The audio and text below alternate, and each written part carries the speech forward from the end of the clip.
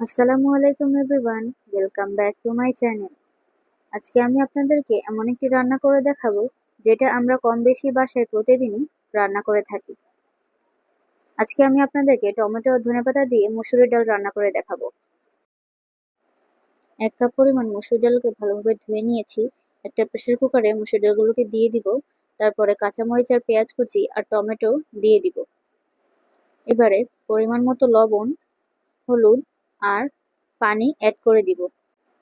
প্রেসারের ঢাকনাটাকে লাগিয়ে চুলাটাকে অন করে দিব। ডালটা খুব ভালোভাবে সেদ্ধ হয়ে গেছে। একটা ডাল ঘুটনির সাহায্যে ডালটাকে ভালোভাবে ঘুটে কড়াইতে দিয়ে দিব আর পরিমাণ মতো পানি অ্যাড করে দিব।